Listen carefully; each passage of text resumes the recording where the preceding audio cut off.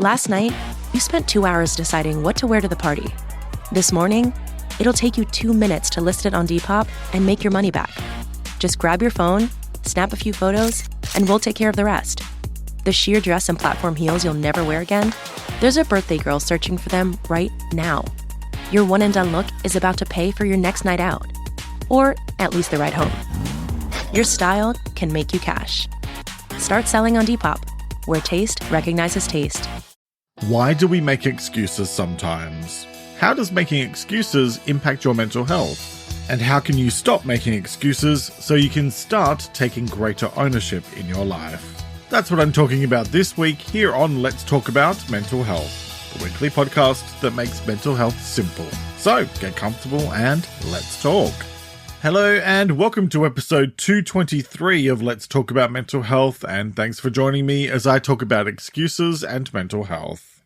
I'm Jeremy Godwin, and this isn't your regular podcast full of interviews and random opinions.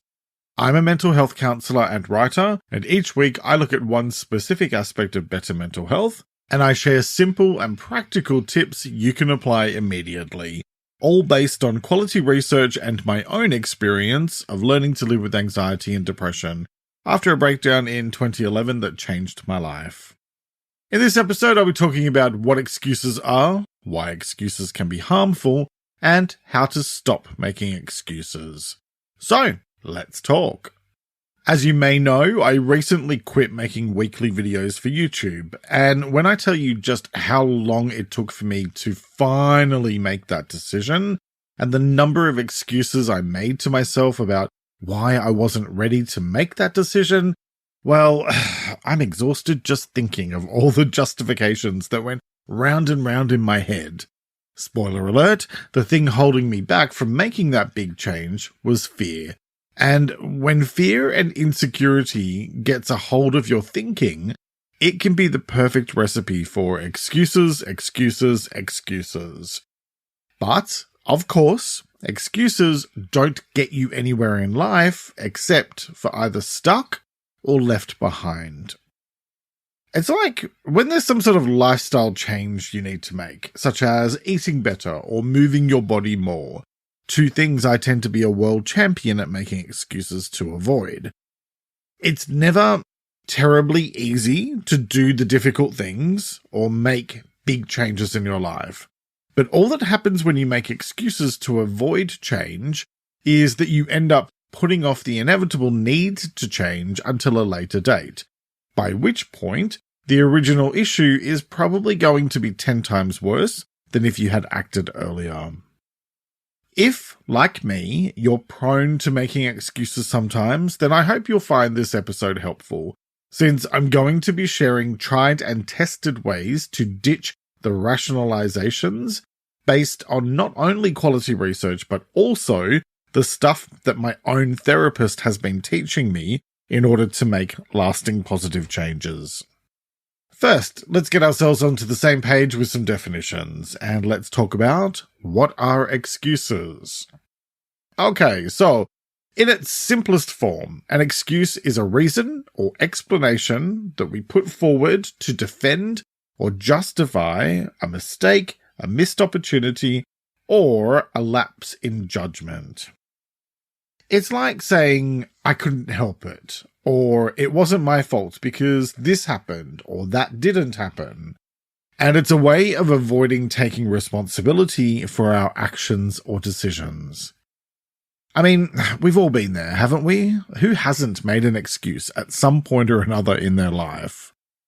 I think we do it because coming up with a reason seems to take the weight off our shoulders and place it somewhere else, whether that's on the circumstances, on other people, or even on fate or destiny. Making excuses is a common human behavior, and we often use it as a coping mechanism to avoid facing challenging tasks, uncomfortable situations, or confronting personal issues. Here's the thing though, while it might offer a bit of temporary relief or comfort, regularly making excuses can have a profoundly negative impact on your mental health and overall well-being, because it doesn't get you anywhere. Excuses don't push you forward. All they do is keep you stuck. Here's the problem with excuses. All you can control in this world is yourself, and more specifically, your words and actions. And yet, when we make excuses, we're really not reflecting that control.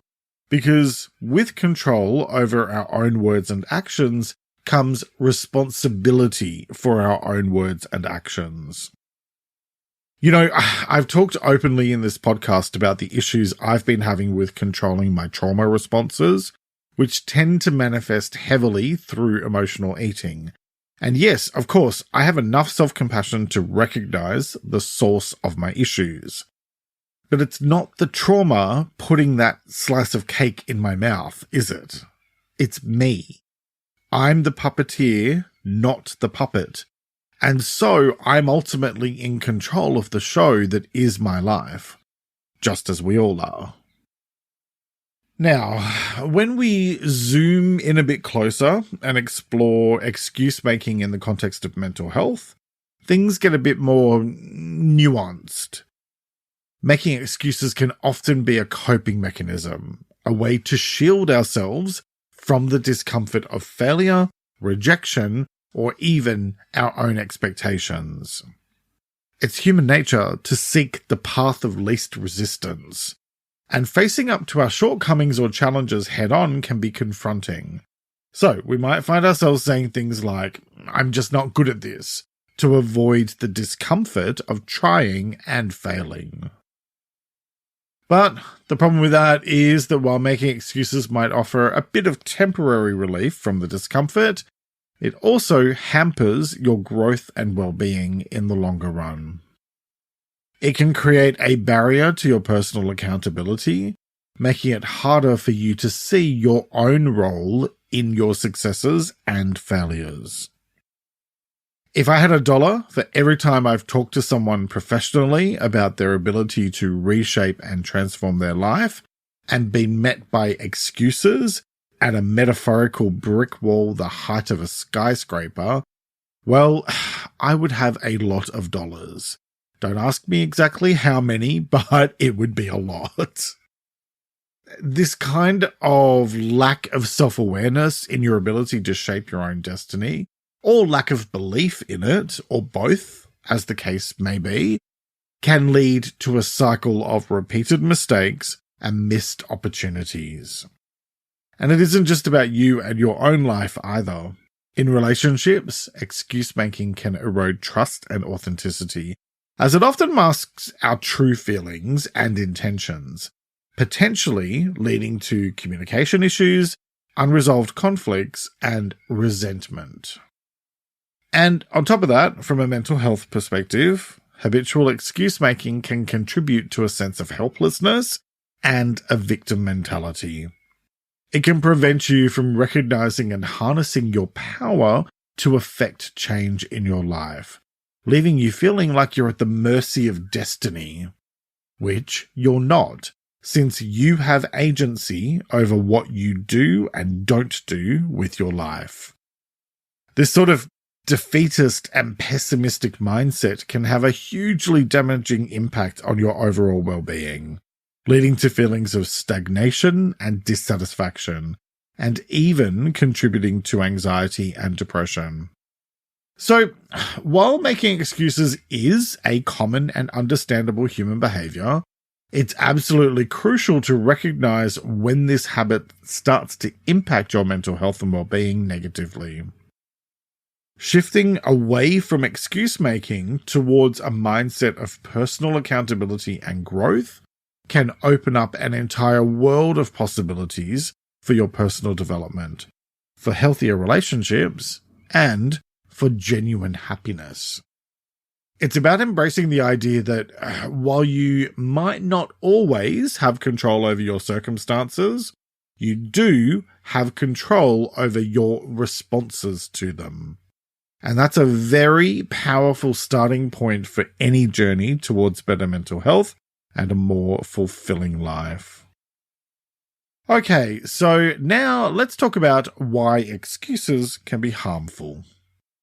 And to be honest, I've probably already made this point, but far be it from me to miss an opportunity to restate something I feel quite passionately about. So here goes. Making excuses can be harmful in lots of different ways, affecting both your personal growth and your mental health. And the main challenge is that excuses don't serve to push you forward. In fact, they're just a way of avoiding the truth, and that's never a particularly healthy thing. In a broad sense, making excuses stifles your growth, erodes trust in your relationships, and limits your potential. It's like running on the spot. You're expending energy, but you don't actually progress. The habit of making excuses can create a false sense of security, where you might feel protected from immediate consequences, but, paradoxically, find yourself constrained by the very walls you've erected to protect you. Being reluctant to push boundaries and own up to your actions leads to a stagnant life, where true growth and understanding of your capabilities are constantly just out of reach. It's the reason why I talk so often in this podcast about the importance of honest reflection and genuine self-awareness, because that then leads to real authenticity and self-determination. And, frankly, excuses are like the opposite of authenticity. I mean, I know the truth can be a total pain in the backside sometimes, especially when the honest truth is less than ideal, or where it maybe even has the potential to make things messy, but it's better than the alternative, which is living a life weighed down by the pressure of excuses, avoidance, and regret. When it comes to your mental health, habitual excuse making can have a profound impact on you, and not in a good way. It fosters a victim mentality, impeding your self-awareness and getting in the way of your growth as a human being, potentially contributing to stress, anxiety, and a decline in your self-esteem. By constantly deflecting responsibility, you deny yourself the opportunity for introspection and self-improvement, trapping yourself in a pattern of helplessness and self-deception. And by the way, I covered patterns last week in episode 222. This feeling of being trapped not only prevents you from confronting and resolving underlying issues, but it also chips away at your sense of self-worth, because it means there's this kind of deep disconnect between your actions and your knowledge of those actions, which then eats away at your confidence and authenticity, which is a really nice and professional way of saying that being full of crap and knowing you're full of crap feels really crappy. So, it might seem easier to make excuses in the short term, but the piece here is to really think about the longer term consequences of going straight into excuse mode and trying to vindicate or justify yourself, because it will often cause more issues in the future. A little pain now can prevent a whole world of torment in the future, and besides that, it's just a far more authentic way to live. Acknowledging and embracing your truth, despite the discomfort it may bring, offers a path to real growth and genuine self-discovery. So, how do you do all that? Well, let's first take a quick break to hear from the brands who help me create this show each week. Eczema is unpredictable, but you can flare less with Ebglyss, a once-monthly treatment for moderate to severe eczema. After an initial 4-month or longer dosing phase, about 4 in 10 people taking Ebglyss achieved itch relief and clear or almost clear skin at 16 weeks. And most of those people maintain skin that's still more clear at 1 year with monthly dosing. Ebglyss, lebrikizumab LBKZ, a 250 milligram per 2 milliliter injection, is a prescription medicine used to treat adults and children 12 years of age and older who weigh at least 88 pounds or 40 kilograms with moderate to severe eczema, also called atopic dermatitis, that is not well controlled with prescription therapies used on the skin or topicals, or who cannot use topical therapies. Ebglyss can be used with or without topical corticosteroids. Don't use if you're allergic to Ebglyss. Allergic reactions can occur that can be severe. Eye problems can occur. Tell your doctor if you have new or worsening eye problems. You should not receive a live vaccine when treated with Ebglyss. Before starting Ebglyss, tell your doctor if you have a parasitic infection. Ask your doctor about Ebglyss and visit ebglyss.lilly.com or call 1-800-LILY-RX or 1-800-545-5979. Good sleep is everything. That's why Ollie's Science Bag Support is made with a blend of melatonin and L-theanine for both kiddos and grown-ups. So when your mind won't switch off, you've got something that can help. Your racing thoughts and restless nights won't stand a chance. Find Ollie Sleep Solutions for the whole family at ollie.com. That's OLLY.com. K-pop Demon Hunters Haja Boys breakfast meal and Huntrix meal have just dropped at McDonald's. They're calling this a battle for the fans. What do you say to that, Rumi? It's not a battle. So glad the Saja Boys could take breakfast and give our meal the rest of the day. It is an honor to share. No, it's our honor. It is our larger honor. No, really. Stop.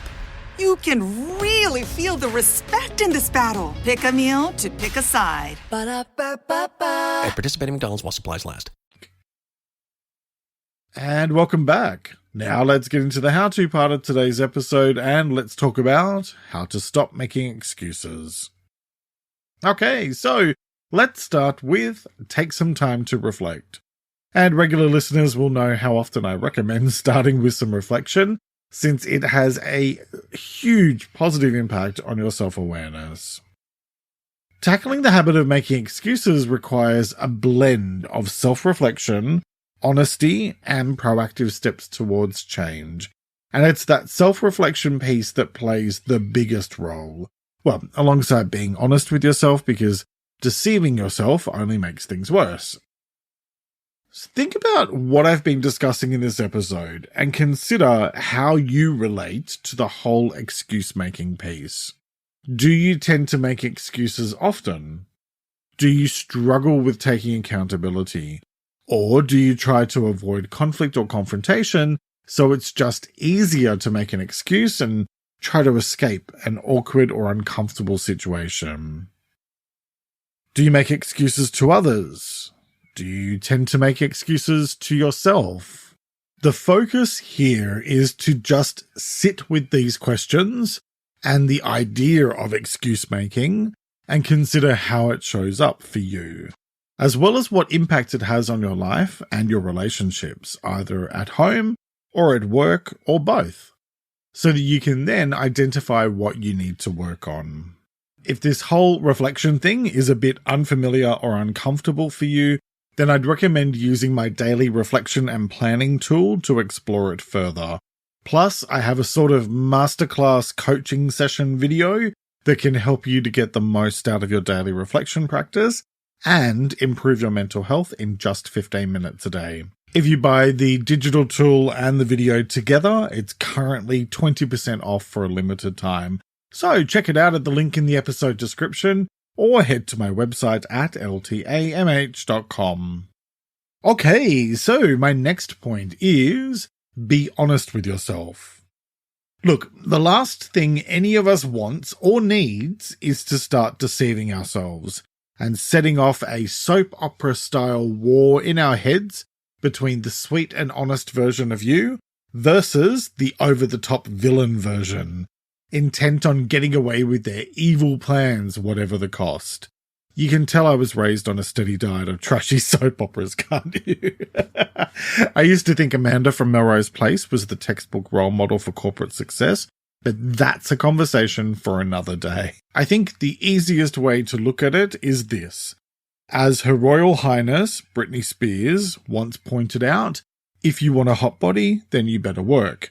Excuses will deliver you neither a Bugatti nor a Maserati.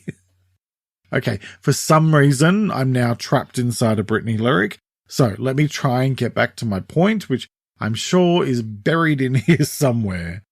The thing is that you know, deep down inside, that excuses won't get you anywhere. So it's about being honest with yourself and challenging yourself if and when you start making excuses. And so that leads to my next tip. Acknowledge your excuses. And this is that self-honesty thing coming back into play again, by choosing to recognize when you're making an excuse, which brings awareness to patterns of avoidance or denial. and it gives you an opportunity to think about why you might be making excuses in the specific situation you're in. Think about your actions and the reasons behind them.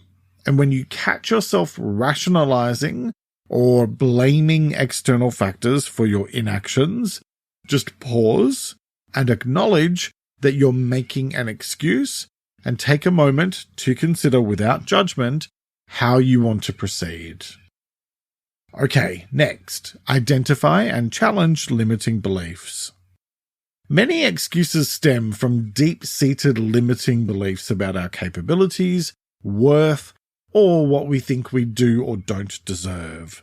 And these beliefs can be so ingrained that we're not even consciously aware of them.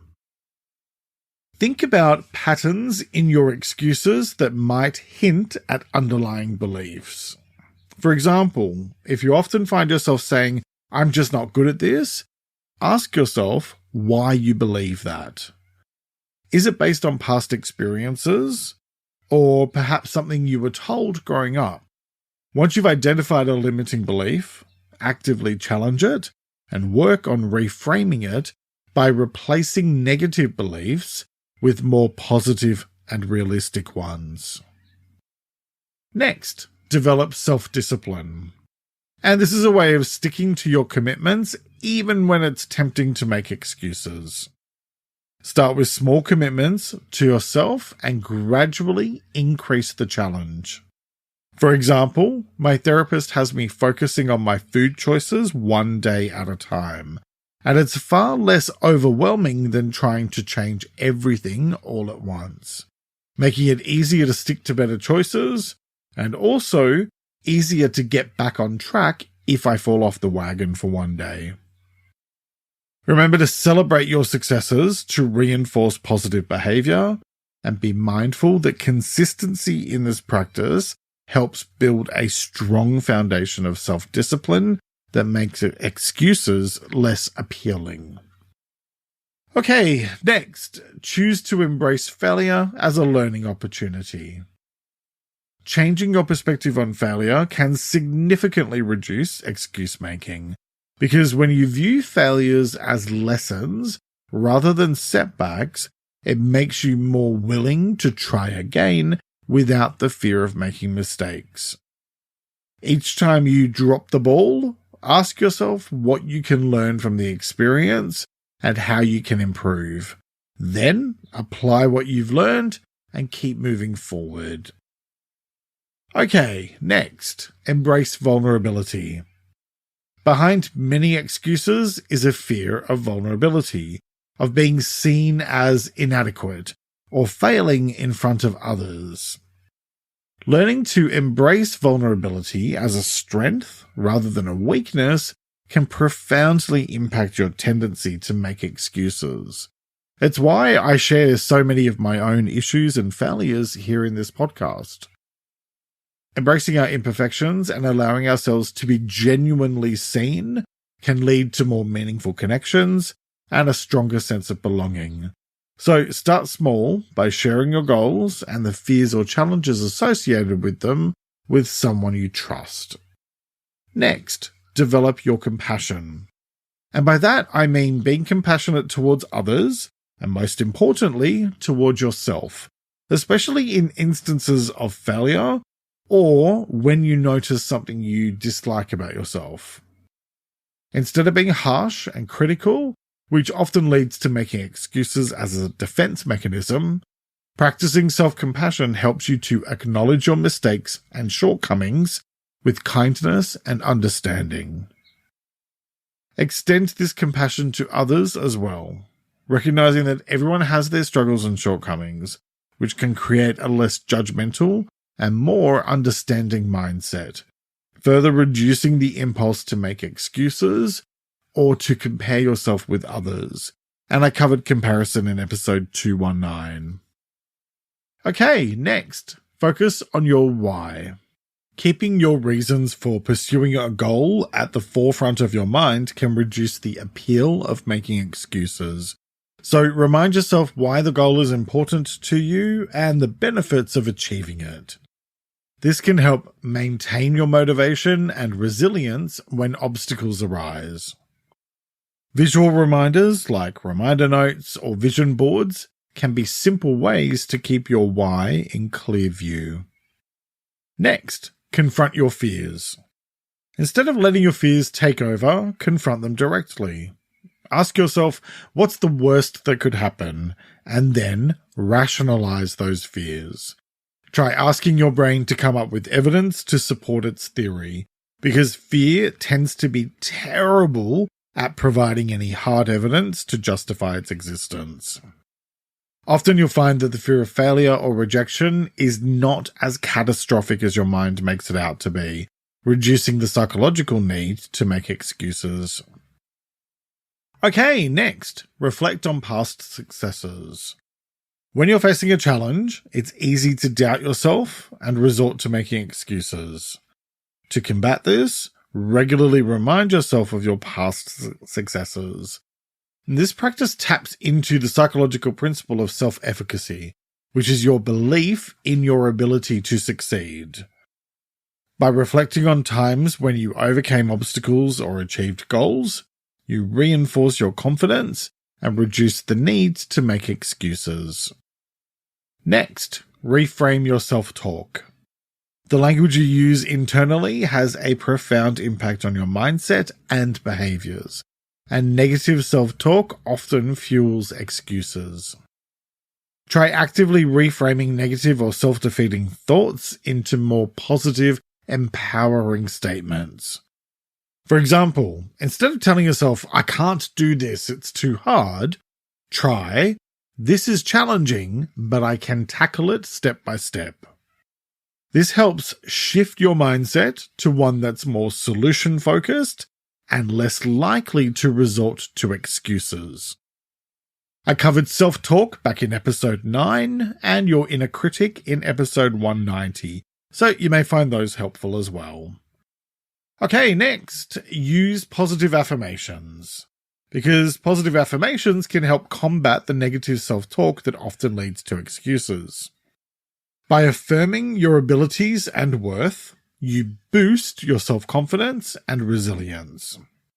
Repeat affirmations that resonate with you, especially in moments of doubt, which can shift your mindset from self-doubt to empowerment. Next, practice decisive action. The habit of making excuses often stems from indecision or fear of making the wrong choice. So, by practicing making decisions quickly and confidently, starting with small, minor choices, you can build the habit of more decisive action, which helps reduce the anxiety and second-guessing that fuels excuse-making, and empowers you to take more direct action toward your goals. Next, create a supportive environment. The people around you significantly influence you, so surround yourself with positive influences, people who inspire you, who challenge you to grow, and who support your journey towards overcoming excuses. It's also a great opportunity to share your goals with a friend, family member, or mentor to help you stay accountable and on track.